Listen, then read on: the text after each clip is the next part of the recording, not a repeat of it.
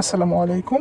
আজকে হিসাব বিজ্ঞানের নবম অধ্যায় রেওয়া মিলের 2 নং সৃজনশীলের সমাধানটি আমরা করব। জুবলি এন্টারপ্রাইজ 2017 সালের 31 ডিসেম্বর তারিখে নিম্নলিখিত কিছু তথ্য দেওয়া আছে এবং এই তথ্যের ভিত্তিতে কথা জানতে চেয়েছে জুবলি এন্টারপ্রাইজের রেওয়া মিলের যে হিসাবগুলো অন্তর্ভুক্ত হবে না তার পরিমাণ নির্ণয় করতে, যে উদ্ধৃতগুলো আসবে না তার পরিমাণ নির্ণয় করতে। তাহলে রেওয়া মিলে আসবে না কি কি, চলো দেখিনি।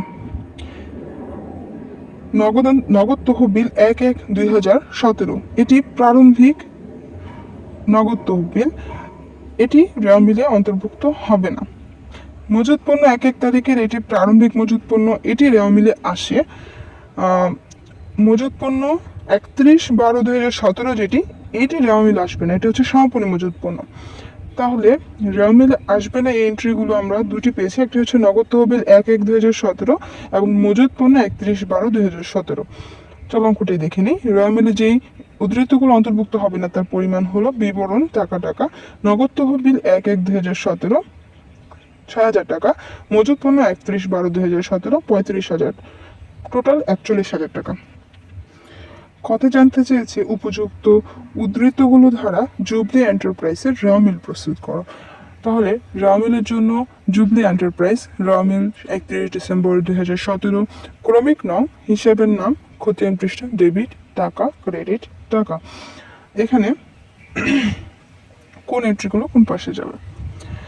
মূলধন ক্রেডিট, আসবাবপত্র ও সাজ সরঞ্জাম এটি ডেবিট, সম্পদ প্রাপ্য বিল যেহেতু এটি চলতি সম্পদ এটি ডেবিট, প্রদেয় বিল এটি একটি দায় ক্রেডিট। সাধারণ সঞ্চিতি ক্রেডিট, সঞ্চিতি ক্রেডিট দিকে যাবে। মজুত পণ্য 1/1/2017 এটি সম্পদ ডেবিট, ভাড়া ডেবিট। কুড়িন হচ্ছে ক্রেডিট, এটি একটি কুড়িন সঞ্চিতি, এটি একটি হচ্ছে সম্পদের যে সম্পদের সঞ্চিতি ক্রেডিট দিকে যায়। দালান কোঠার সম্পদ ডেবিট, দেনাদার সম্পদ ডেবিট। পাওনাদার হচ্ছে দায়, এটি ক্রেডিট। বেতন হচ্ছে ব্যয়, এটি ডেবিট। অনুপার্জিত সেবা আয় এটি এক ধরনের দায়, এটি ক্রেডিট। ব্যাংক জমা অতিরিক্ত এটি হচ্ছে দায়, এটি ক্রেডিট। নগদ তহবিল 31/12/2017 এটি হচ্ছে এক ধরনের সম্পদ, এটি হচ্ছে ডেবিট। বীমা প্রিমিয়াম হচ্ছে একটি ব্যয়, এটি ডেবিট। এইখানে দুই পাশ যোগ করার পরে দেখা যাচ্ছে ক্রেডিট পাশের টাকাটি কম আছে, 10,000 টাকা কম। যেহেতু ক্রেডিট পাশে কম আছে সেহেতু এইখানে একটি অনিশ্চিত হিসাব লিখে 10,000 টাকা আমরা লিখে দিয়েছি। এটি মনে রাখতে হবে যে কোনো পাশে যদি টাকার এন্ট্রি কম থাকে সেই পাশে আমরা অনিশ্চিত হিসাব লিখব। তবে খেয়াল রাখতে হবে যে জিনিসটি, সেটি হচ্ছে যদি এরকম হয় যে ক্রেডিট পাশের টাকা কম আছে এবং মূলধন এই অঙ্কে উল্লেখ নেই, তাহলে আমরা এইখানে মূলধন হিসাব লিখে দিব, অনিশ্চিত হিসাব লিখব না। আর ডেবিট পাশে যদি টাকার ব্যালেন্স কম থাকে তাহলে দেখতে হবে যে ডেবিট পাশে নগদ তহবিল আছে কিনা। যদি নগদ তহবিল না থাকে তাহলে টাকাটা আমরা নগদ লিখে দিতে পারি। তাহলে যদি এই দুইটাই উল্লেখ থাকে অঙ্কের মধ্যে এবং ডেবিট ক্রেডিট যে কোনো পাশে আমাদের টাকার অঙ্ক কম থাকে তাহলে অনিশ্চিত হিসাব লিখে অঙ্কটি আমরা ক্লোজ করে দেব।